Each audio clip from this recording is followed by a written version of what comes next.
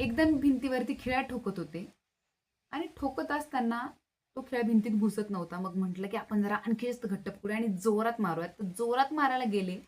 ठोकता ठोकता ठोकता मी माझं बोट ठेचून घेतलं आणि माझ्या बोटाला खूप जोराचं लागलं. रक्तबंबाळ झालं. मग मी हात वरती पकडला, जेणेकरून रक्तस्राव थोडा कमी होईल. मग मी त्याला मलम केला, पट्टी केली. माझा रक्तस्राव थांबला. पण दुखणं ते नाही थांबलं. मग त्या बोटाला खूप वेदना व्हायच्या. अनावधानाने काम करत असताना त्याच बोटाला जाऊन मोजून धक्का लागायचा आणि बोट परत दुखायला लागायचं.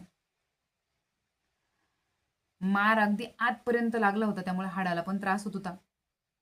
थोड्या दिवसांनी बोटाला सूज आली, जखम पिकली, त्यातनं पाणी यायला लागलं आणि ते बोट ठस ठस ठस ठस सारखं दुखत होतं. या बोटाचा काही दोष होता नाही.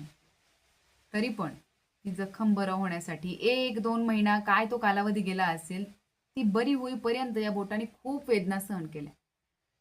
पण ह्या हाताला काहीच फरक नाही पडला. आपण मारलेल्या हातोड्यामुळे कोणाला तरी जखम झालीये त्याचा पण नाही, त्या वेदनेचा पण नाही, त्याला पस्तावाही नव्हता आणि ते दुःख पण सहन करावं लागलं नाही. त्यावरती समाज चर्चा करू लागला. याला म्हणत होते की याचीच चूक आहे, याने कशाला एवढं जवळ खेळ पकडायचा, याने पटकन हात काढून घ्यायचा ना.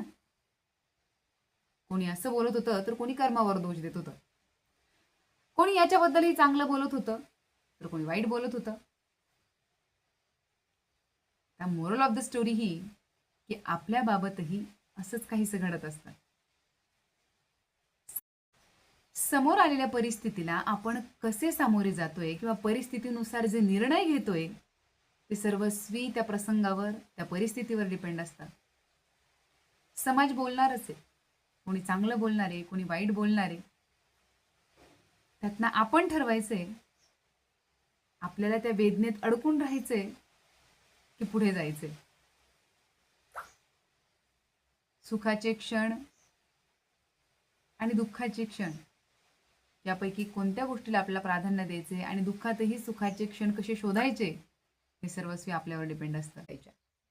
याची जखम गेली आहे, निशाणी गेली आहे, वेदना पण गेल्या आहे आणि पुन्हा नव्याने सुरुवात झाली आहे. आपणही तेच करायचं. जुन्या गोष्टी ज्या घडल्या त्या मागे सोडायच्या आणि आयुष्याच्या पुढच्या गोष्टींना सामोरं जायचं.